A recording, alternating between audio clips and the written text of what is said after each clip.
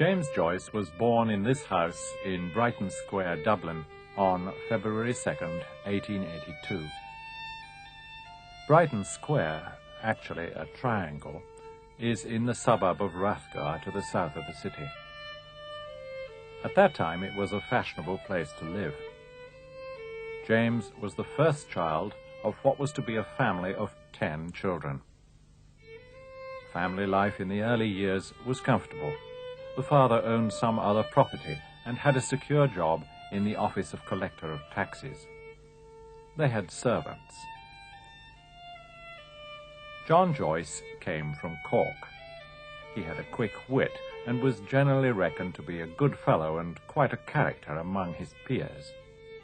He drank and spent a lot, but so did lots of his friends. Joyce was to mock his father, but at the same time he admired his colourful language and followed in his taste for music, his love of words and anecdote, his talent for mimicry, and his comic understanding of human nature. He also learned to drink and spend like his father. The mother, May, was 10 years younger than her husband. She was gentle and pretty, and James was to have a powerful emotional relationship with her. She was strongly Catholic in her religious beliefs, and in his youth he always turned to her for support and encouragement. In 1884, the Joyce family moved to Bray, 10 miles south of Dublin. They were still comfortably off, but John Joyce's hold on his finances was slipping. Gradually he used up his resources, and after Bray they were to move house more and more frequently, always to a less comfortable home. However, when Joyce was 6, he was sent to the best Catholic preparatory school in Ireland, Clongowes Wood College, about 26 miles west of Dublin. The masters were Jesuits, and Jesuits were to be Joyce's teachers until he finished university. The effects of their instruction never left him, and he was later to praise them for the sense of order and analysis they gave him. He spent 3 years at Clongowes, where he was generally happy and, particularly in his studies, which he found came easily to him, successful. Although he was so young, his memories of Clongowes remained strong and were to fill the pages of his books. His religious feelings, his sense of justice and injustice, all these were stirred up at the school and impressed on his mind to a remarkable degree. He finally had to leave Clongowes, his fees unpaid. After almost a year of no school, his father managed to enroll him at Belvedere College, a Jesuit day school in the north of Dublin. Here he was to prove an excellent student. Here he triumphed in English composition, learned French, Italian, Latin, and mathematics, and once more, of course, came under the sway of the Jesuits. At Belvedere he was very religious, almost pious, but as he matured and found his own beliefs and ideas veering away from those of his tutors and most of his fellows, he was less successful in his work. During his time here, of course, he got to know intimately the streets of the city, with their remarkable decaying Georgian facades. The family lived for a time here in North Richmond Street, not far from the school. The house is now rather badly modernized. A door further along the street shows more clearly what it might have been like in Joyce's time, decaying, fading like much of Dublin. In autumn 1898, he enrolled as a student at University College, at that time a couple of buildings on St. Stephen's Green. While there, Joyce rebelled. He missed or was late for lectures. He did not think highly of the lecturers, but he read a great deal and became interested in drama, particularly in the drama of Ibsen, whose works so fascinated him that he learned Norwegian in order to be able to write to Ibsen. In 1900, he sent an article to the Fortnightly Review, which published it in their April number, and paid him 12 guineas, a princely sum. Ibsen sent a message of appreciation of his article. It was Joyce's first appearance in print, a happening he was to find very difficult to repeat over the ensuing years. He went to London with his father on the money from his Ibsen article. They saw Eleanora Duse in the theatre, and Joyce went to see William Archer, Ibsen's translator.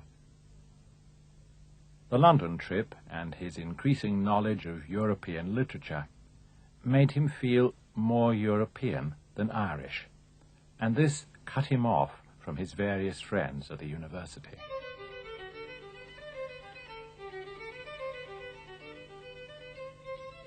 He was writing poems all through this period and read some of them to Yeats, who must have recognized the talent in Joyce, for he continued to support him in various ways thereafter. He graduated in 1902 and decided to study medicine. There was no money to pay his fees. With the vague idea of supporting himself by writing, he decided to leave Dublin for Paris to study there. He stayed only long enough to attend a few classes at the School of Medicine before writing home to ask for money to pay for his return fare. He tasted the brothels of Paris before he left, though it appears he was experienced enough in sexual matters from an early age in Dublin. He returned to the city again just before Christmas. He met at this time Oliver St. Gogarty, a student at Oxford. Gogarty was an attractive character for Joyce, studying medicine and attempting a literary career, just as Joyce was. However, Gogarty, although witty, talented, blasphemous, and obscene, was also rich, which made it easier for him. Lady Gregory, a key figure on the Irish literary scene, whom Joyce had met as a student, helped him get work reviewing books for the Daily Express. This work enabled him to return to Paris and his studies. However, his mother fell sick, and he had to return to Dublin again after only a couple of months. Dublin, where his mother was dying, was increasingly a difficult place for Joyce to live. His mother wanted him to take communion and confess his sins at Easter, and he refused her, no matter how guilty it made him feel. In Paris he had finally left Catholicism behind him, and here was the mother he loved dying of cancer and begging him to repent. He took, as he was to regularly throughout his life, to drinking.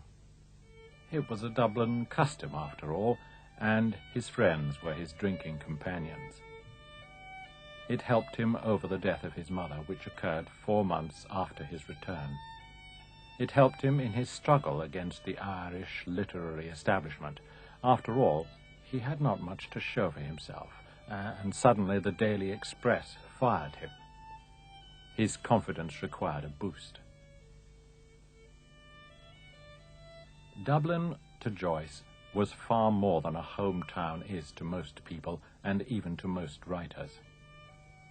The remarkable buildings in the city had been put up in the heyday of the British domination of Ireland. Protestants held sway where the bulk of the people were Catholics, and although there had been constant troubles throughout the 19th century, there seemed little prospect of major change.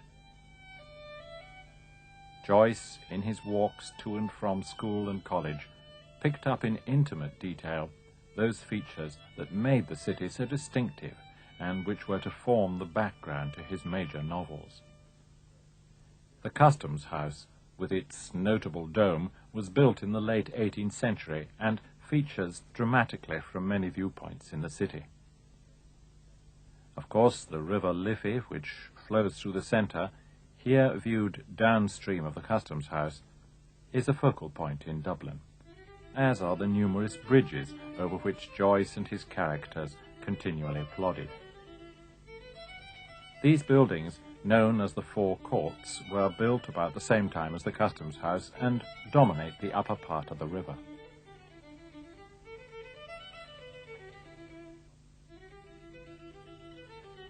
Trinity College, a university until recently considered to be a Protestant stronghold, was founded by Queen Elizabeth I, and with its extensive grounds sits right in the heart of the city, south of the river.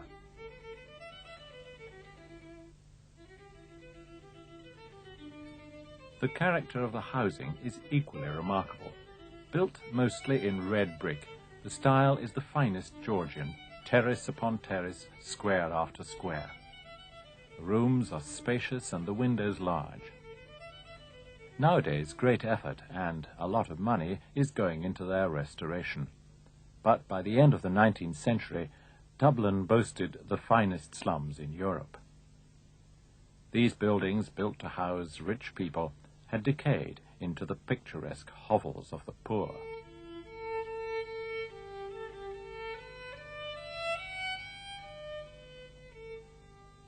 One gets the feeling from Joyce's writing that every brick and stone of the city echoed in his mind.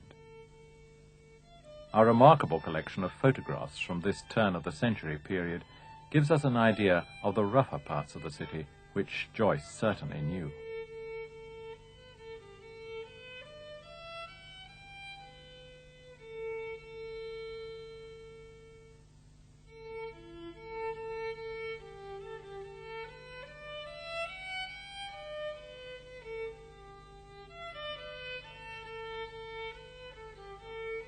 The modern, commercial part of the city bustled with life. A main thoroughfare north of the river is O'Connell Street, with the dramatic building of the post office in the centre.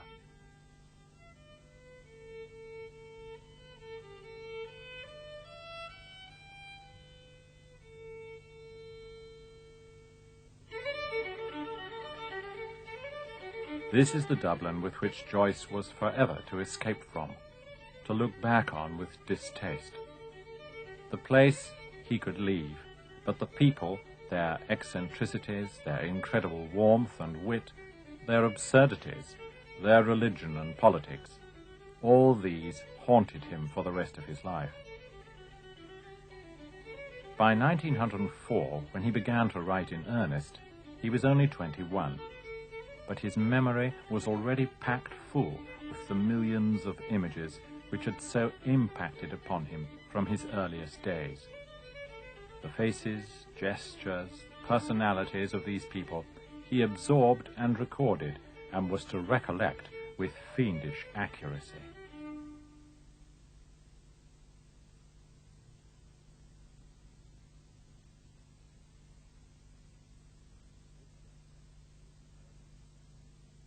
This young man, with his arrogant stance and sharp eyes, and his suggestion of promise as yet unfulfilled, seemed suddenly to spring to life in 1904. Having had an autobiographical story called A Portrait of the Artist turned down by the editors of a new magazine, he began to write Stephen Hero on February the 2nd. He worked hard at it, and by midsummer had produced a large volume. He also drank and sang.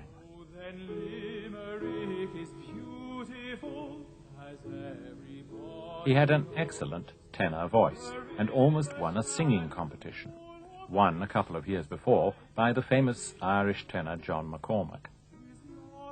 Joyce performed in concerts and even considered singing as a career. He was so highly thought of that a prominent singing teacher offered him free lessons. He had by then tired of the idea. This street leads towards Trinity College. If you continue up here and turn to the right or south round the college green, you are in Nassau Street. Walking there on June 10th, 1904, Joyce saw a tall, good-looking young woman with auburn hair and a proud stride. This was Nora Barnacle. He spoke to her, and she allowed a conversation to develop. She was employed at Finn's Hotel. The name is only just visible nowadays, further down the road. It was a kind of rooming house, not very smart. But when he knew where she lived, he didn't let go. Their relationship developed. Nora Barnacle was born in Galway City. She was simple in the way that the unsophisticated life of a provincial town is simple. She had no intellectual pretensions, no understanding of literature. But though she often mocked him, she was to stick by him. With her rather comic name of Barnacle, Joyce's father is reported to have said when he heard of her, "She'll never leave him." As Nora was to be the love of his life, and the day they went walking together for the first time, June 16th, was to become Bloomsday in Ulysses, this was a significant time for Joyce. Nora brought him much that he needed in a wife: faithfulness, tenderness, wit. She was both innocent and earthy, and although she was not an intellectual companion, she had enough strength and dominance to compensate. He was determined to go abroad again, but could not decide about taking Nora.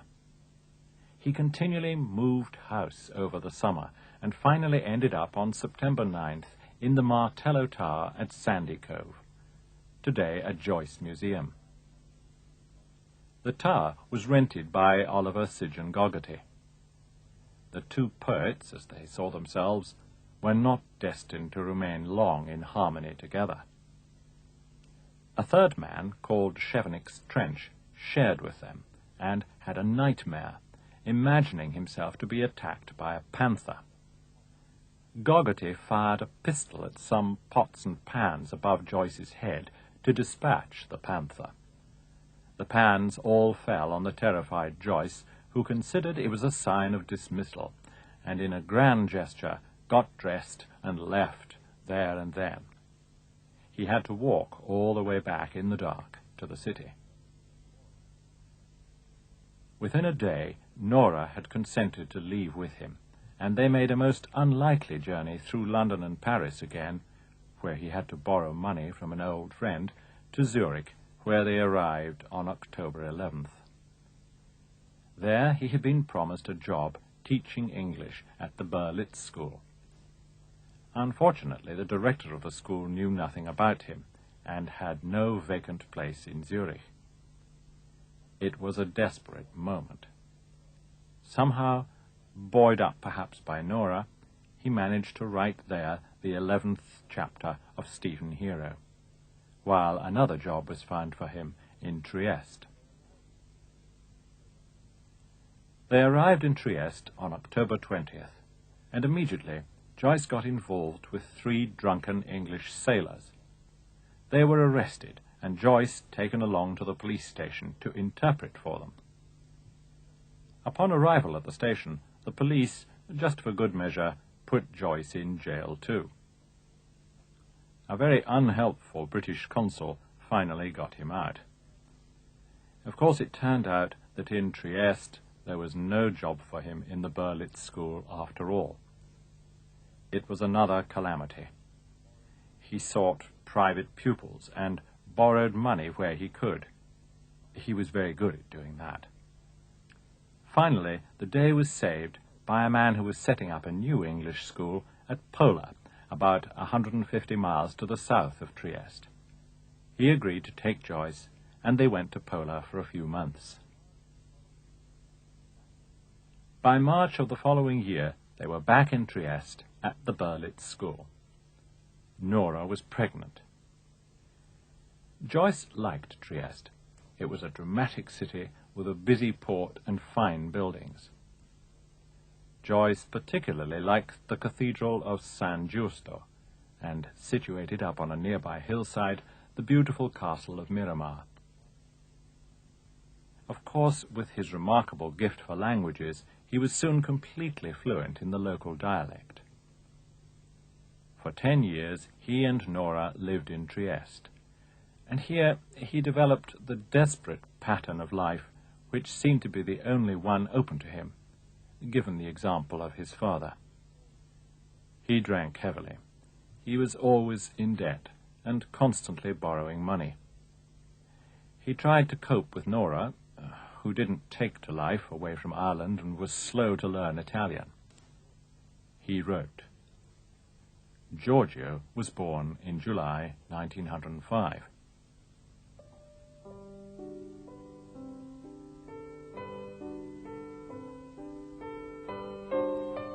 In October 1905, his brother Stanislaus was persuaded to join them at the Berlitz School in Trieste.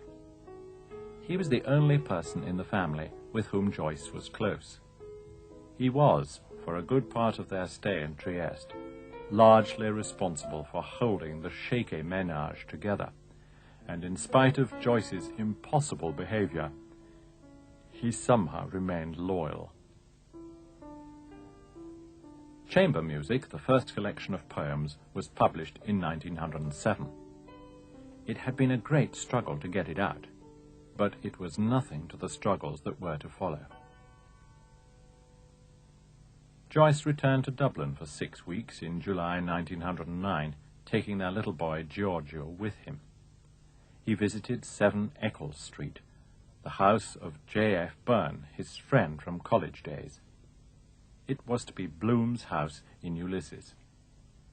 He reviewed a Shaw play at the Abbey Theatre for an Italian newspaper, and he signed a contract for the publication of his short story collection, Dubliners. More visits to Dublin followed, prompted by such matters as a cinema scheme, financed by 2 Italians. The Volta cinema was somehow to make a fortune for Joyce, but it flopped, as did other schemes to sell Irish tweed to the Italians, with Joyce as the agent. The Dubliners' publishing saga was to go on for several more years. It was crude and too personal for the publishers. Joyce's many acquaintances were finding themselves unflatteringly portrayed in his stories and objected vigorously. He hated them all with a bitter and undying hatred in return. He finally left Dublin for good in 1912. Back in Trieste, he struggled with A Portrait of the Artist as a Young Man, a 5-chapter novel version of Stephen Hero. He developed his ideas for Ulysses. In 1913, he had a letter from Ezra Pound, offering help in getting his work published. Pound found the portrait first-rate and persuaded an English magazine editor to publish it in serial form. Pound's support was a crucial turning point in Joyce's career. One good thing followed another. Dubliners was finally published in June 1914. Such felicity was marred by the outbreak of war. Joyce and his family went to Zurich. Stanislaus was considered politically dangerous and put in a prison camp by the authorities. In Zurich, Joyce found some pupils, but in the years he spent there, a new mode of financing his life began to take shape in the form of gifts of money from supporters or patrons. This meant that, in general, the family finances began to improve, though Joyce always managed to spend too much, no matter what he had.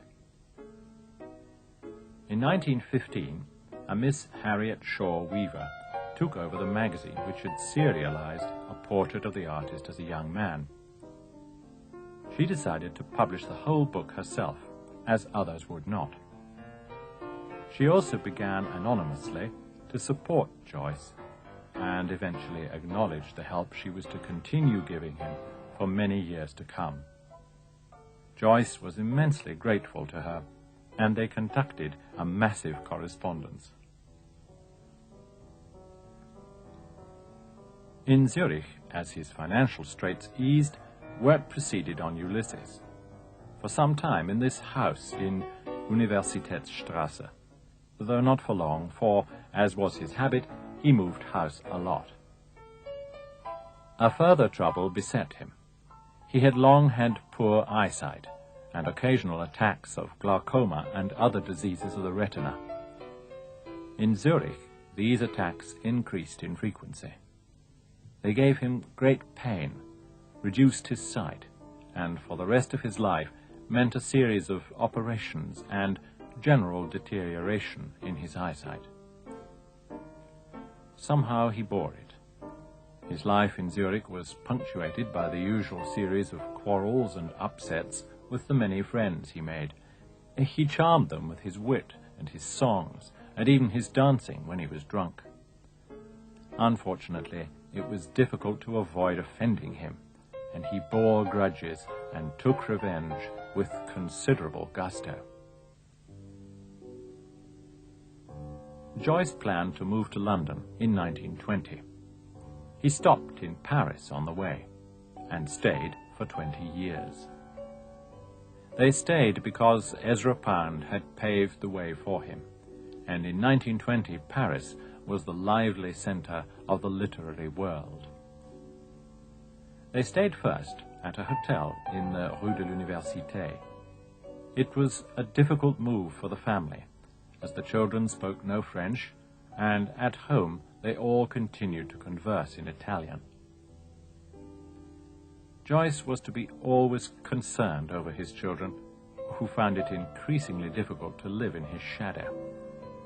His daughter Lucia later developed schizophrenia, and Giorgio tried to become a singer without much success.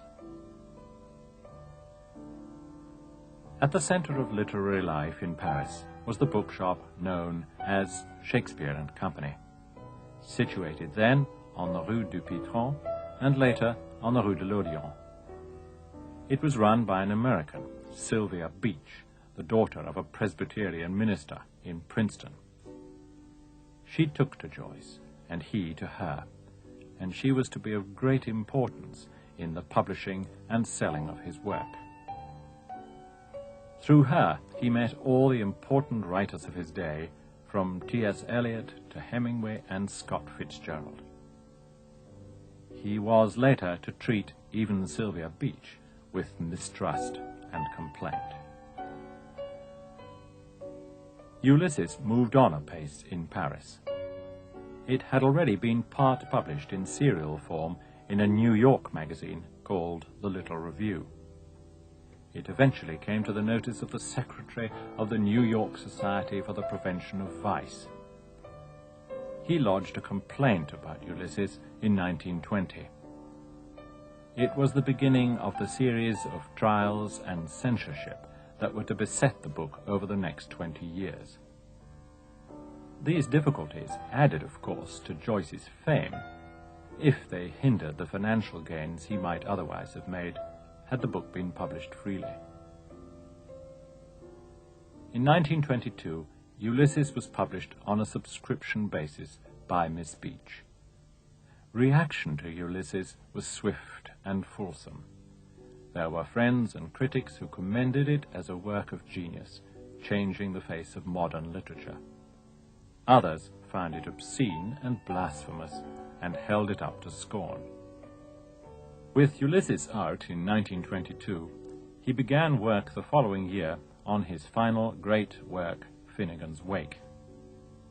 It was not finished until 1938 and published by Faber in 1939. While the intervening years were financially more stable and Joyce's literary reputation soared, his complicated daily life roared on. He did not become an easier friend to have, though he continued to attract people. His children stumbled through their lives. Lucia finally went mad, with Joyce going to enormous lengths to help her. Joyce and Nora were finally married in 1931. It seems he was interested in his son and grandson bearing his name legitimately.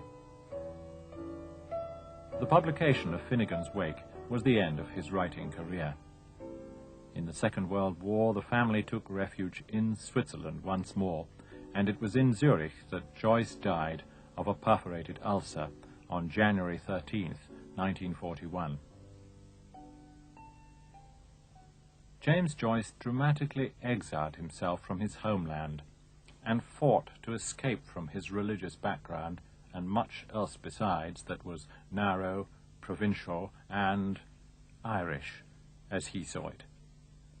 Yet his work is basically an incredible recreation of that very Dublin world in which he lived for the first 21 years of his life. It is also, in its way, a recreation and unravelling of all our lives, and in consequence a unique contribution to world literature.